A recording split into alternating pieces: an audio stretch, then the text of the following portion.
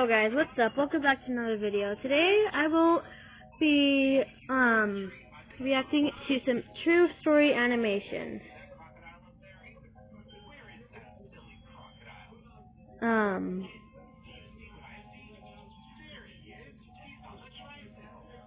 Okay, so let's see what I'll react to today.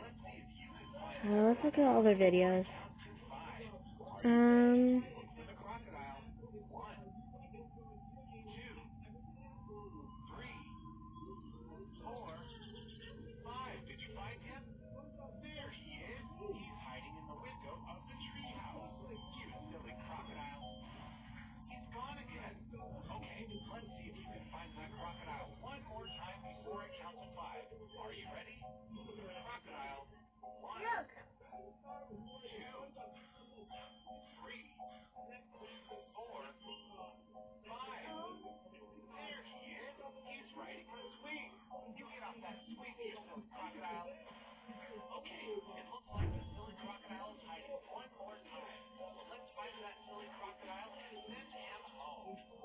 Okay.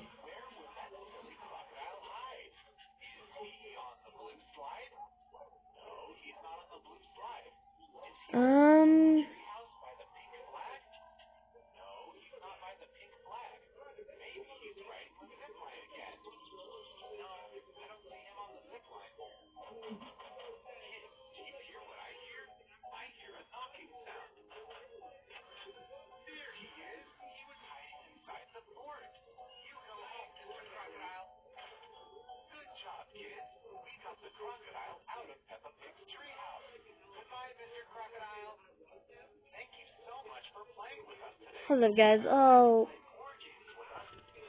wait.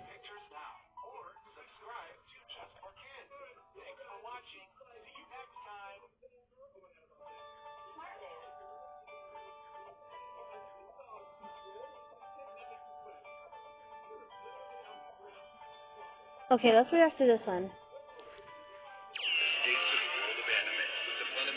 Okay, I'm gonna turn that down, I guess. Okay, here.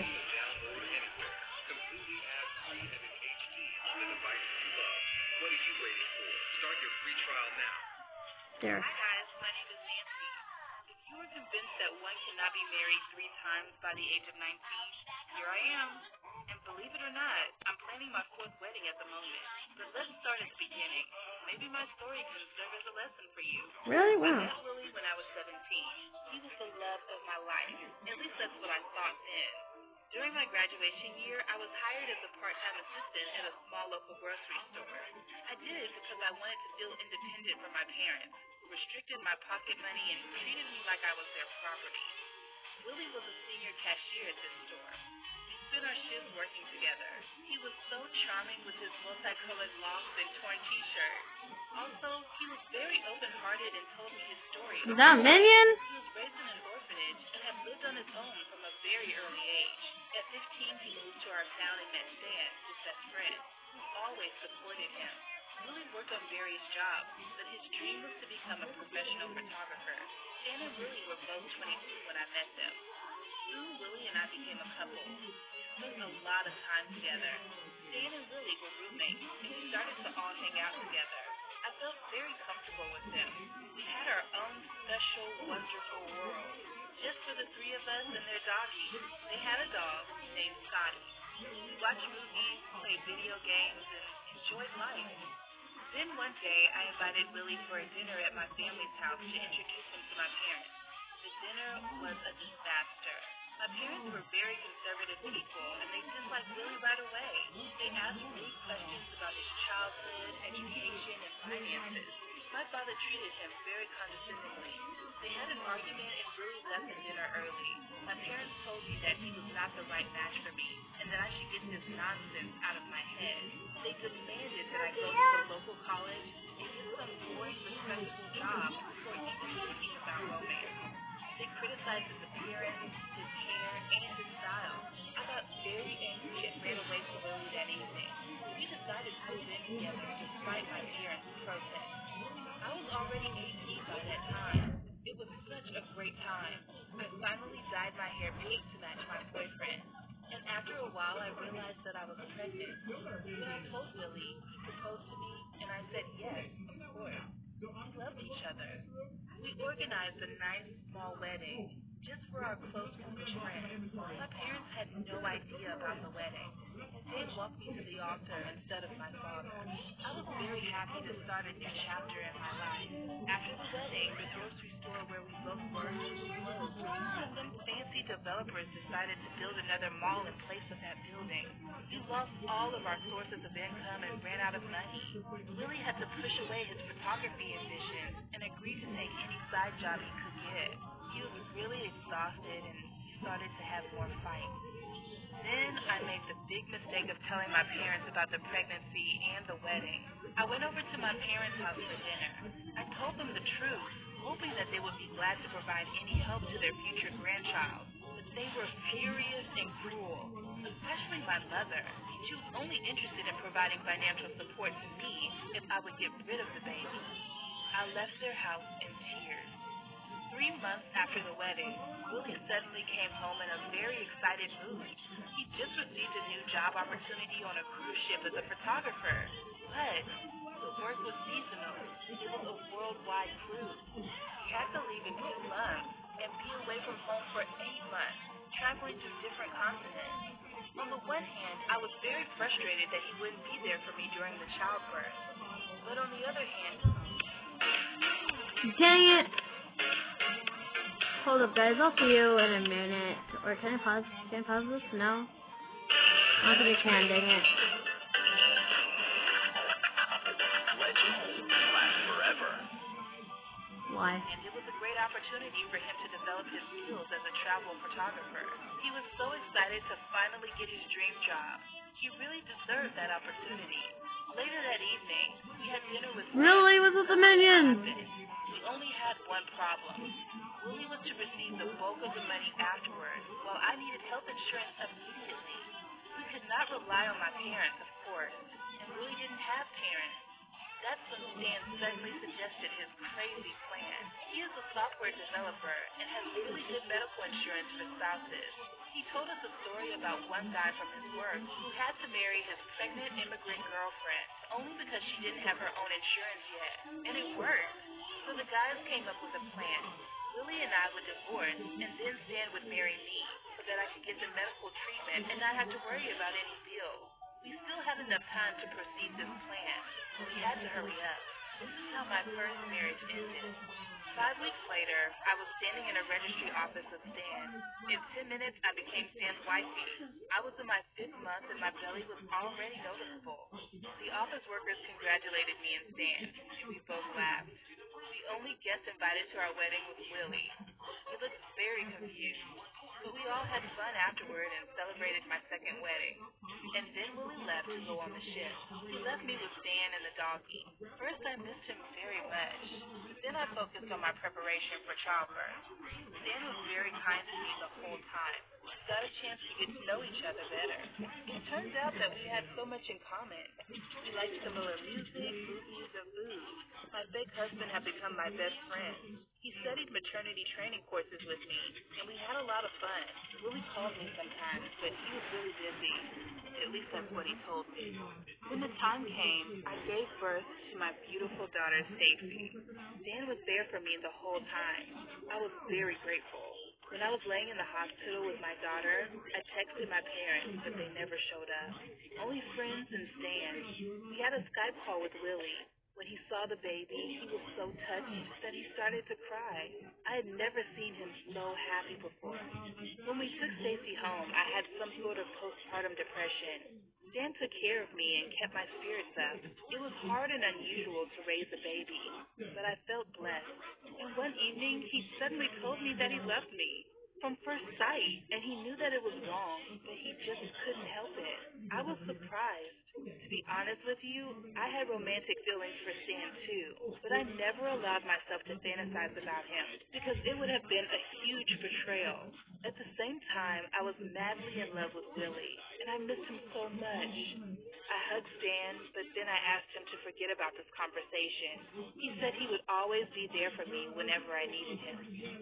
And then, unexpectedly, Stan's parents, who lived outside the city, called him and asked why their only son forgot to mention that he was married. His mother was filing some property documents at a bank, and they told her that her son was married. In a few hours, they were knocking on our door. That was a disaster. We had to explain the whole thing to them, but their reaction was surprisingly calm. They really enjoyed spending time with Stacy, despite the fact that she was not their granddaughter. They started to help us take care of Stacy sometimes, which I appreciated a lot. Willie came back when Stacy was 5 months old. I was very glad to see him. He had changed, though. He cut his hair, got tan, and he looked and talked differently. By that time, Stan and I had already filed our divorce papers so that Willie and I could get married again as soon as he arrived. We had a beautiful wedding, quiet but nice. Only this time, Stan didn't walk me to the altar. My feelings for him were too jumbled, so I asked him to...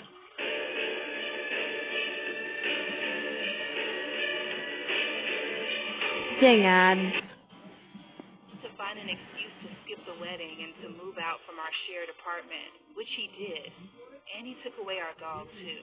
Willie took me and Stacy on a short honeymoon to the Bay. He was glad to finally meet his little daughter. He took our pictures and we enjoyed our first vacation together. The first one and the last. After we got back home, I began to notice some oddities in Willie's behavior. Strange, secret calls and mystical disappearances. Obviously, he was hiding something from me. And then one day, I saw a text message preview from Bobby. Bobby texted Willie that he was waiting for him and sent a selfie of a beautiful woman making an air kiss. When Willie returned from his run, I asked him directly what was going on, and he told me the truth. He met this woman on the ship and they'd had an affair during the cruise. They continued their relationship on land, and guess what? That girl got pregnant too. They were already expecting when he married me. I was just destroyed. Not only did he cheat on me while I remained faithful, he lied to me all this time. He married me again for whatever reason, because of guilt, I guess. And I had to push away my beautiful and loving friend Stan. And for whom? For some lying cheater? He wasn't my beloved Willie anymore. It was so dramatic. I told him that he felt like a stranger to me and I kicked him out. I noticed that it was hard for him to leave his daughter, but not as hard as it could be. I mean, he barely knew Stacy. Obviously, he was in love with that woman and used the situation as an excuse to escape. Later that evening, Stan called Willie and talked to him like a man and like a friend. The next day, he showed up. Stan brought flowers, a toy for Stacy, and told me he wanted me to become his girlfriend. And this time, for real, I said yes. Because during all this craziness, I realized that Stan was my soulmate. Now I'm in the middle of my divorce proceedings with Willie, and I'm already engaged to Stan. Wow. I don't know how much time we're at. I think like a little more than 10 minutes. About like 13 minutes. Okay, so one short one. Oh, dang it. Whoops.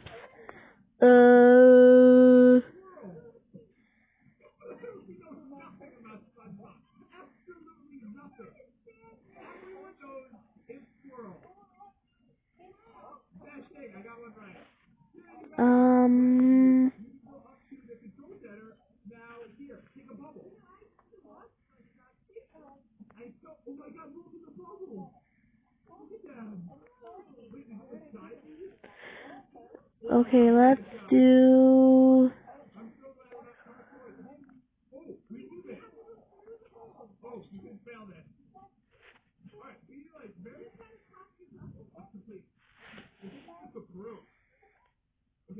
Let's do this one and then we'll be done. At 39, Mike Bloomberg was fired. He turned around and started his own business. Okay, Now with 20,000... skip. Hey everyone, I'm Lisa and I'm 20 years old. I want to come clean and tell you how I lied to my sister for 6 months. I wanted the best for her and I hid our mother's death from her. Now I don't even know how I can fix it.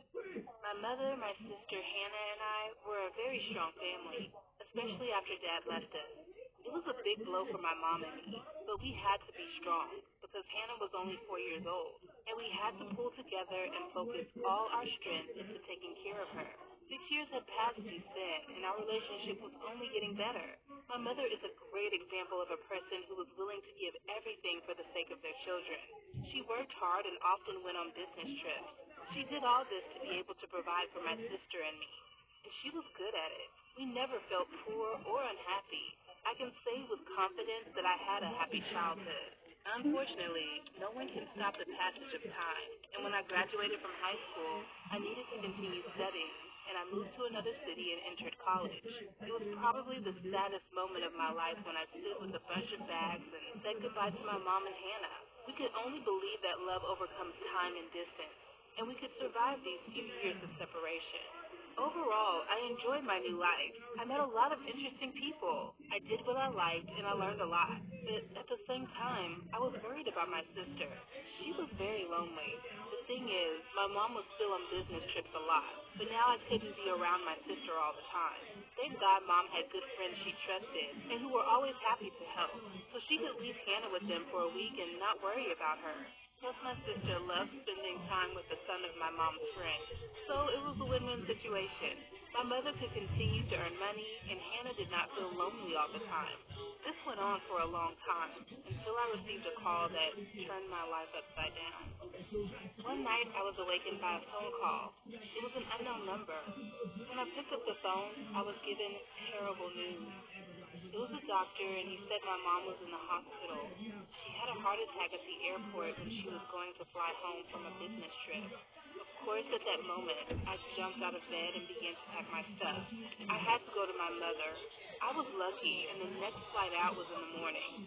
During the entire flight, I couldn't calm down, and I was worried the whole time. I hurried as fast as I could. When I landed, I ran to the taxi, knocking people down. But unfortunately, I wasn't fast enough.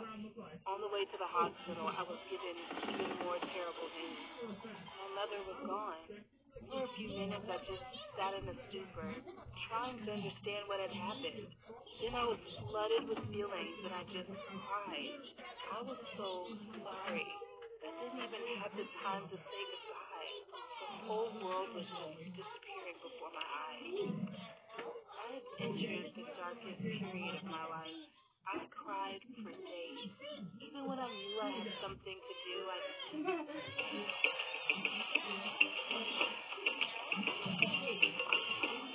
What's the fruit? couldn't put my hands up. During those couple of days while I was doing paperwork, I couldn't eat, drink, or sleep. I felt myself falling into a dark abyss. I had lost the last ray of light and hope, and I just didn't care if I crashed to the bottom of that abyss. When all the work was done, I suddenly remembered that I was not the only one waiting for my mother to come home from that trip. Hannah, poor Hannah. I was thinking of how I could tell her about Mom's death. I thought it was impossible. I was 20. I was an adult, and I was so depressed about it. I couldn't imagine what would happen to a 10-year-old girl when she heard such terrible news. It would destroy her. I couldn't let my sister fall into that abyss with me. I decided that Hannah wasn't ready for that kind of information, so I had to wait and prepare her for it. That meant I would have to lie to her for a while. I couldn't drop out of college and go home, so I had to find guardians for Hannah. I came home for a couple of days to deal with it. I told Hannah that Mom was supposed to be home soon, but in the meantime, I was secretly talking with Mom's friends. I told them everything and asked for help. They were very close to my mother and grieved for her too. They couldn't leave a little girl in the lurch, so they agreed to be my sister's guardian. We kept it a secret, and Hannah wasn't supposed to know about it. I was glad that there were people who were willing to help. They didn't like the idea of keeping Mom's death a secret, but I asked them for a little time so I could tell Hannah the truth later. When things were settled, I went back to college and tried to get on with my life. It was hard, and I could hardly take my mind off my grief. But when it came time for Mom to return from the business trip, Hannah started asking questions. I needed to figure out a way to distract her, and I had an idea. I created an email on my mom's behalf, and I wrote a letter to my sister. I made up a cover story as if my mother was offered a new job for a few more months. She needed to fly to another country and help people there, but there was a bad internet connection, so it was only possible to communicate through email. Hannah was very upset, and she wrote that she missed her mother very much. Yeah, I felt the same way. It seems like this lie worked, and I bought myself some time to prepare for this difficult conversation about losing Mom. But every time I imagined breaking the news to my sister, I saw her heart break. So I decided the best thing to do then was to keep testing her on behalf of Mom until I found a solution to this problem. This went on for a while. In the letters, I tried to convince Hannah that Mom was doing something important and that she hadn't just left her for such a long time, so that my sister would not miss her so much. To cheer Hannah up, I wrote that soon Mom would return home. But then there was always something else important to do, and Mom had to stay at work. Gradually, I began to notice that Hannah was angry with Mom. She felt something, and she understood that our mother was hiding something. A few months later, her letters became capricious complaints about me and my mother's friends. She thought we were lying to her all this time. I tried to convince her that she was wrong, but she wouldn't listen. Obviously, my plan gradually stopped working. I should have told her the truth, but the thing is, I still hadn't figured out how to do it. Honestly, over the months, I couldn't handle my own grief, and I needed help myself. I just needed a little more time. But, as is usually the case, bad things do not wait and happen when you do not expect them. One day, I got a call from Hannah's guardian. They said my sister was missing. At that moment, my heart almost jumped out of my chest. She was my only family, and the thought of anything bad happening to her was killing me. It turned out that Hannah had run away from school and no one knew where she had gone. Then I rushed like lightning to the bus station, and half an hour later I was on my way to my hometown. It reminded me exactly of the day I had hurried to my mother, that I didn't make it on time. I couldn't make that mistake again. I've been thinking a lot and trying to figure out where she might have gone. I started to reread the letters she wrote to my mother, and I noticed that she talked about home all the time. She missed her home and she wanted everything to be the same. Hannah wanted the three of us to live together again. I was already in the taxi to Hannah's guardian, but then an idea occurred to me. Maybe this is it. Maybe she went to our house. So we quickly changed the route and went to the house where I grew up. When I arrived, I saw this terrible sight. Hannah was sitting on the porch crying.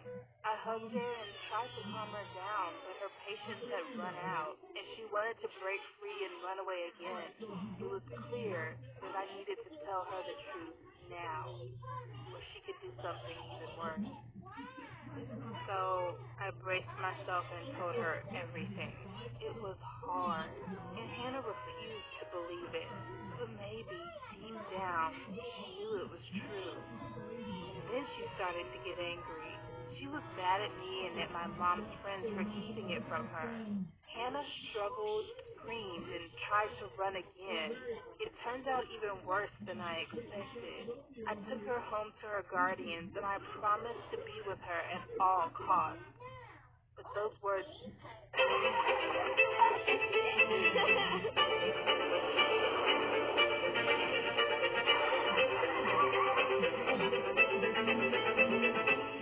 Sorry guys. So many Discord notifications. could heal a broken heart. Then perhaps for the first time in a while, I made the right adult decision. I decided to go to a professional. So Hannah and I went to a psychologist. I was hoping he could help us with everything. We worked on this problem for a long time, and Hannah began to feel better. As for me, I have learned an important lesson. Hannah didn't need fake letters from her mom. She needed family support. I needed that too. So I should have told her everything in the first place, and we could have gotten through this grief together. I don't know how I can earn my sister's forgiveness, but I will do my best, because family is the most precious thing in life, and you should never hide anything from them. This was my confession. I hope you don't think I'm a bad person after this. Write what you think about it in the comments, and share this video with your friends. so that no one else will repeat my... Okay, guys. Yeah. I will see y'all next time. Goodbye.